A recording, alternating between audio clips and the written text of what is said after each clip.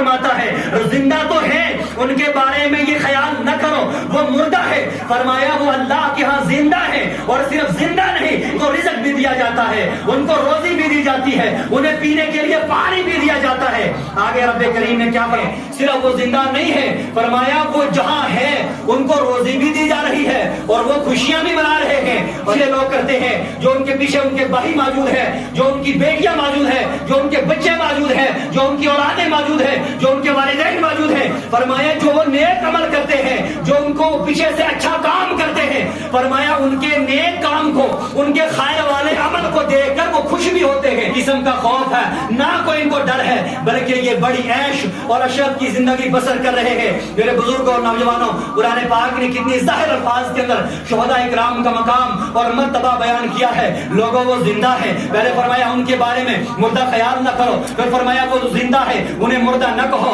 انہیں روزی بھی دی جاتی ہے، وہ خوش بھی ہیں اپنی جگہ پر، اور پچھلے جو لوگ نیک ان کے عمل کرتے ہیں فرمایا ان کے اعمال سے وہ راضی بھی ہے، فرمایا اپنے اپنے مقام کے اندر ہے۔ تو میرے بزرگوں اور نوجوانوں، تاریخ جب اس مقام کو دہراتی ہے، تاریخ جب اس واقعے کو دہراتی ہے تو انسان کے رونگٹے کھڑے ہو جاتے ہیں۔ آج جس کی شہادت کا ذکر کیا جائے گا ان میں سے ایک شہادت والا وہ بندہ ہے جس کو عثمان غنی کہتے ہیں، لیکن یاد رکھے عثمان صحابی رسول ہے، انہیں مبشرہ کا صحابی ہے۔ میرے مصطفیٰ نے زندگی کے اندر فرمایا ہے، ابھی حیات تھے عثمان غنی تو میرے مصطفیٰ کریم نے فرمایا دنیا میں کسی جنتی سے دیکھنا چاہتے ہو تو عثمان غنی ہے۔ پھر دوسری جگہ میرے مصطفیٰ کریم ایک مرتبہ ایک شخص کا جنازہ لے کر حضور علیہ السلام کی بارگاہ میں آئے تو صحابہ اکرام نے کہا یا رسول اللہ آپ جنازہ کریں۔ میرے مصطفیٰ نے فوراً مصلی سے پیچھے ہٹ کر فرمایا میں اس کا جنازہ نہ کروں گا۔ تو صحابہ اکرام نے عرض کیا رسول اللہ آپ تو ہمیشہ جنازہ کرتے آئے ہیں، آپ ہمیشہ نماز جنازے کی پڑھاتے آئے ہیں، یا رسول اللہ ان کا جنازہ کیوں نہیں پڑھاؤ گے؟ کہا میں نے سنا ہے کہ یہ بندہ جو آج انتقال کر چکا ہے، جو آج وفات پا چکا ہے، یہ وہ بندہ ہے جو عثمان غنی کے بارے میں برا خیال رکھتا ہے، جو عثمان غنی کے بارے میں بری سوچ رکھتا ہے، جو عثمان غنی کے بارے میں برے الفاظ استعمال کرتا ہے، یہ عثمان غنی کا گستاخ ہے، لہذا میں محمد جو ہے گستاخ عثمان غنی کا جنازہ نہیں کروں گا۔ میرے مصطفیٰ نے انکار کر دیا اور عثمان غنی کے گستاخ کا جنازہ نہ کیا۔ ایک جو آج کی شہادت عثمان غنی کی ہے، جن کو میرے مصطفیٰ کریم کے بیٹی ہے، جن کو عثمان غنی کو ذی نورین کہتے ہیں، پہلے ایک بیٹی مصطفیٰ نے عثمان غنی کے نکاح میں دی، وہ انتقال فرما جاتی ہے، میرے مصطفیٰ کریم نے دوسری بیٹی دی ہے، فرمایا اس کے نکاح فرما لے۔ تو لوگ اس وقت بھی باتیں کرنے لگے یا رسول اللہ آپ نے ایک بیٹی دی ہے پھر اس کے بعد دوسری بیٹی دی ہے۔ میرے مصطفیٰ کریم نے فرمایا لوگوں زبانیں بند رکھو، اپنی زبانوں کو تالا لگاؤ، میں محمد کہہ رہا ہوں کہ ایک بیٹی کیا دو بیٹی کیا، میں نے عثمان کو تو دو بیٹی دی ہے، میں قسم اٹھا کے کہتا ہوں اگر میری 40 بیٹی بھی ہوتی، ایک انتقال کرتی دوسری عثمان کے نکاح میں دیتا، اگر دوسری انتقال کرتی تو تیسری عثمان غنی کے نکاح میں دیتا، اگر تیسری بیٹی اگر انتقال کرتی تو چوتھی بیٹی کو عثمان غنی کے نکاح میں دیتا، یعنی 40 کی 40 بیٹی جو ہے وہ میں عثمان غنی کو نکاح میں عطا کر دیتا۔ یہ عثمان کی فضیلت ہے، یہ عثمان کا مقام ہے، یہ عثمان کا مرتبہ ہے، یہ عثمان کی شان ہے۔ اور دوسری جگہ فرمائے میرے مصطفیٰ نے جو بیعت کی ہے، ہاتھوں پر ہاتھ دے کر بیعت فرماتے ہیں، آپ نے مسجد نبی میں بیعت لی ہے، آپ نے کعبہ کے سامنے بیعت لی ہے، آپ نے رستی اور گلیوں میں جہاں جہاں بھی بیعت لی ہے، آپ نے کعبہ کے سامنے بیعت لی ہے۔ صحابہ اکرام سے کبھی دین کے معاملے میں، کبھی شہداء نے جنگ کے لیے بیعت لی ہے، کبھی مال کی ضرورت پڑی ہے، دیگر مقام پر میرے مصطفیٰ نے بیعت لی ہے۔ لیکن قرآن اٹھا کر دیکھو کسی بیعت کا تذکرہ، کسی بیعت کا بیان اور کسی بیعت کا ذکر اس طرح نہیں ملتا ہے کہ یا رسول اللہ آپ نے صحابہ اکرام سے فلاں مسجد نبی کے اندر بیعت لی ہے، یا رسول اللہ ہم اس بیعت والوں سے راضی ہیں۔ آپ قرآن اٹھا کر دیکھو آپ کو اس طرح کا ذکر نہیں ملے گا کہ یا رسول اللہ آپ نے کعبہ کے سامنے، کیونکہ کعبہ خدا کا گھر ہے، بڑا مقام اور شان والا ہے، یا رسول اللہ آپ نے اس مقام اور شان والے گھر کے سامنے صحابہ اکرام کو جمع کر کے فرمایا مجھ میرے ہاتھوں پر بیعت کرو، لہذا مجھے آپ کی بیعت لینی ہے۔ تو میرے مصطفیٰ نے جو بیعت لی ہے، قرآن نے کعبہ کے سامنے بیعت والی بیعت کا ذکر نہ کیا، لیکن قرآن نے ایک بیعت کا اس طرح سے ذکر کیا ہے۔ سورہ الفتح پڑھ لیجئے، اس کے اندر رب کریم نے فرمائے جب میرے مصطفیٰ کریم صلی اللہ تعالی علیہ وسلم نے مکہ سے مدینے کی طرف ہجرت فرمائی ہے، ہجرت کے بعد آپ مکہ نہیں گئے، لیکن ایک سال جب مکہ جانا تھا تو آپ کی نیت سے، کعبہ کے طواف کی نیت سے، عمرہ کی نیت سے گئے، حرام باندھا ہوا ہے. میرے مصطفیٰ کریم جب کعبہ کے قریب پہنچے ہیں تو فرماتے ہیں جاؤ ذرا کسی ایک کو بھیجو کہ جو کعبے کے حالات معلوم کر کے آئے, جو کفار مکہ سے پوچھ کر آئے کہ ہمیں اجازت ہے کہ ہم طواف کعبہ کر لیں, یا ہمیں اجازت ہے کہ ہم عمرہ پورا کر لیں. تو جب بھیجنے کی باری آئی تو میرے مصطفیٰ کریم نے عثمان غنی کو بھیجا کہ جاؤ کفار مکہ سے پوچھ کر آؤ کہ میرے آقا کریم صلی اللہ علیہ وسلم فرماتے ہیں کہ ہم اس بار طواف کرنے کے لیے آ رہے ہیں, لہٰذا ہمیں طواف کرنے کی اجازت ہے. تو میرے مصطفیٰ کریم صلی اللہ علیہ وسلم نے جب عثمان غنی کو بھیجا تو کافی وقت گزر گیا, یعنی تھوڑا سے زیادہ ٹائم گزر گیا. عثمان غنی واپس نہ آیا. ادھر صحابہ کرام کے بیچ میں ایک بات پھیلنے لگ گئی اور کہنے لگے یا رسول اللہ کتنے مقدر والا عثمان ہوگا, کتنی عظمت و شان والا عثمان غنی ہوگا. فرمایا کیوں؟ کہا اس لیے کہ ہمیں تو طواف نہ مل پایا, ہم تو وہاں پر عمرہ کے لیے پہنچ نہ پائے, لیکن عثمان غنی عمرہ کر رہے ہوں گے, کعبہ کا طواف کر رہے ہوں گے. میرے مصطفیٰ کریم نے فرمایا اے میرے صحابہ خاموش ہو جاؤ, تم مجھ سے زیادہ عثمان کے بارے میں نہیں جانتے ہیں, لہذا میں تمہیں گارنٹی سے کہہ رہا ہوں کہ میرے علاوہ, مجھ محمد کے علاوہ عثمان غنی کعبہ کا طواف کرنے والا نہیں ہے, وہ کعبہ کا طواف نہ کرے گا. اور اگر اس وقت بڑھتا گیا عثمان غنی جب کعبہ سے واپس نہ آئے, اتنے میں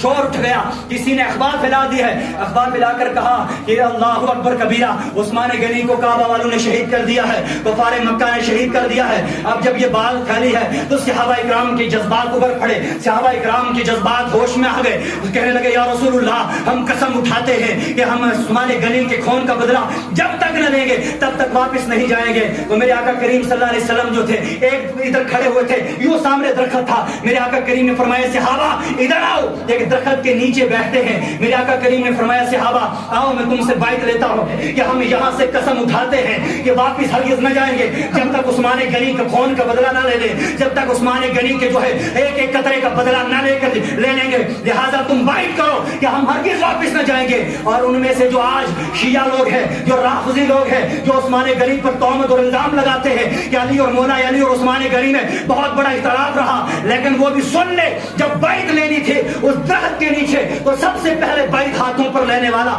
مولا علی شیر خدا تھا. میرے مصطفیٰ نے ہاتھ آگے کیا, مولا علی نے پہلا ہاتھ رکھا, اوپر صحابہ اکرام نے اپنے اپنے ہاتھ رکھے, رکھنے کے بعد پھر اوپر سے میرے آقا نے پھر ہاتھ رکھا, رکھنے کے بعد میرے مصطفیٰ کریم نے جب اوپر والا ہاتھ رکھا, نیچے اپنا ہاتھ, سینٹر میں صحابہ کا, اوپر پھر آقا کا ہاتھ. فرمایا صحابہ سن لو یہ ہاتھ میرا نہیں, یہ عثمان کا ہاتھ ہے. اور قرآن کریم نے فرمایا سورۃ فتح کے اندر رب کریم فرماتا ہے اے محمد تم گواہ ہو جاؤ, میں ان لوگوں سے راضی ہوں, میں ان مومنین سے جو ہے راضی ہوں, میں ان مومنوں سے راضی ہوں جنہوں نے بیعت کی تحت الشجرہ اس درخت کے نیچے بیعت کی ہے. اور اے محمد وہ ہاتھ عثمان کا ہاتھ نہیں تھا, وہ ہاتھ تیرا ہاتھ نہیں تھا, وہ ہاتھ میرا ہاتھ تھا. یہ عثمان غنی, مولا عثمان غنی رضی اللہ تعالیٰ عنہ کا عظمت اور مرتبہ اور شان اور مقام یہ ہے کہ اللہ رب العزت نے اس بیعت کا تذکرہ قرآن میں بیان کیا ہے, اس کا مقام قرآن میں بیان کیا ہے. اور عثمان غنی رضی اللہ تعالیٰ عنہ وہ ہستی ہے جب قرآن پاک کو لکھا جاتا تھا, کبھی جو ہے اونٹ کی ہڈیوں پر لکھا جاتا تھا, کبھی پتھروں پہ لکھا جاتا تھا, کبھی پتوں پر, کبھی کپڑوں پہ لکھا جاتا تھا. قرآن کو مکمل طور پہ کتابی شکل نہیں دی گئی تھی, لیکن جب کتابی شکل نہ دی, صدیق اکبر کا دور آیا, اس کے بعد عمر کا دور آیا, قرآن کو کتابی شکل نہ دی ہے. عثمان غنی کا دور آیا, قرآن میں اختلاف ہونے لگ گیا. کسی نے کہا قرآن کے 40 پارے ہیں, کسی نے کہا قرآن کی یہ صورت نہیں ہے, کسی نے کہا قرآن اس طرح سے پڑھا جائے. بعض لوگ جو عربی سے واقف نہیں تھے وہ قرآن کو غلط پڑھنے لگے. تو عثمان غنی رضی اللہ تعالیٰ عنہ نے قرآن کے جتنے بھی اوراق تھے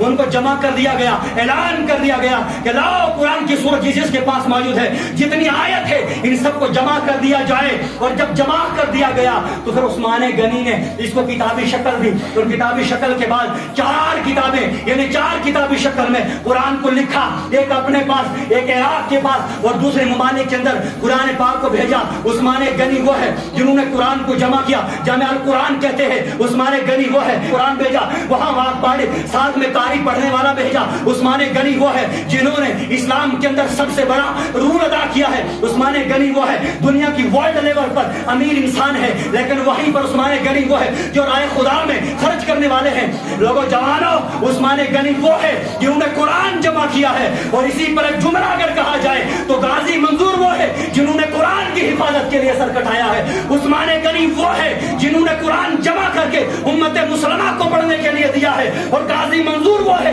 جنہوں نے قرآن کی حفاظت کے لیے औलाद को छोड़कर, घर बार को छोड़कर अपनी जवानी को अल्लाह की राह में कुर्बान किया है, उसे गाजी मंजूर कहते हैं। और लोगों याद करो, इमाम हुसैन जो थे उन्होंने सर जो कलम किया है वो भी कुरान के लिए किया, उस्मान गनी ने कुरान के लिए किया, सहाबा ने कुरान के लिए कहा। उसी सुन्नत को जिंदा करने के लिए, इस सुन्नत को जिंदा करने के लिए मंजूर गाजी ने अपना नाम और निशान पेश किया है, अपना नाम पेश किया है। और कयामत तक इसी तरह होता रहेगा। जब जब लोग कुरान पर ही हमला करेंगे, मुस्तफा की जात पर हमला करेंगे, चाहे वो टोपी लगा कर करेंगे, चाहे वो सफेद लिबास लगा कर करेंगे, चाहे दाढ़ी रख कर करेंगे, चाहे दाढ़ी मोड़ के करेंगे, चाहे पेंट शर्ट में आके करेंगे, चाहे मजहब का कलमा पढ़ के करेंगे या मजहब के कलमा पढ़े बगैर आएंगे, हर दौर में ऐसे ही गाजी, हर दौर में ऐसे मंजूर गाजी जरूर जन्म लेते रहेंगे, जो तुम्हें कभी तलवारों से जवाब देंगे, कभी गोली खाकर जवाब देंगे, कभी गोली मार के जवाब देंगे, कभी अपनी खून बहा कर जवाब देंगे। और मेरे मुस्तफा करीम सल्लल्लाहु अलैहि वसल्लम ने फरमाया,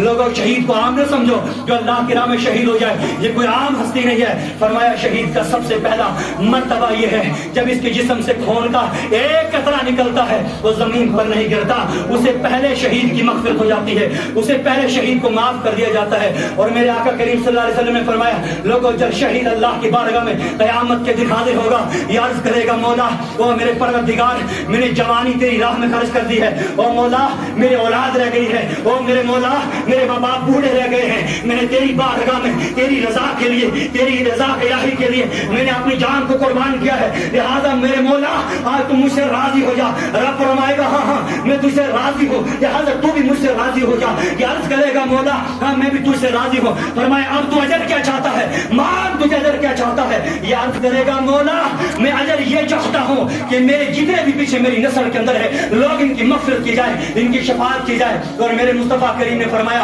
एक शहीद के बदले में अल्लाह पाक उसकी औलाद में से, उसकी नस्ल में से, उसके कहने पर 70 बंदों को जन्नत अता फरमाएगा, 70 बंदों को जन्नत दाखिल करेगा। और मेरे आका करीम ने फरमाया जब ये शहीद होता है हम कहते हैं इसको खून निकल गया, इसको दर्द होगी, इसको न जाने कितने जख्म लगी है। फरमाया जाता है जब ये शहीद होता है अल्लाह की बारगाह में अर्ज करता है, ओ मौला मुझे एक मौका दीजिए। रब फरमाता है क्या मौका चाहते हैं, क्या तुझे क्या जरूरत है। ये अर्ज करता है मौला एक जिंदगी और दे दे, अगर तू एक जिंदगी क्या अगर 100 जिंदगी का अता करेगा, एक जिंदगी को तेरी राह में कुर्बान करता, राह में इसी तरह कट के खून बहाता जाऊंगा। और इसी तरह लोगों के अंदर इमाम हसन का हसन दफन है, जिस कब्रिस्तान के अंदर आज हसन मौजूद है, फातिमतुज़ ज़हरा मौजूद है, जिसके अंदर आयशा सिद्दीक़ा मौजूद है। ये कब्रिस्तान जब एक मरतबा मेरे मुस्तफा करीम सल्लल्लाहु अलैहि वसल्लम यहाँ टहल कर आए, घूम कर आए, मेरे आका ने फरमाया उस्मान एक बात ना बताऊं।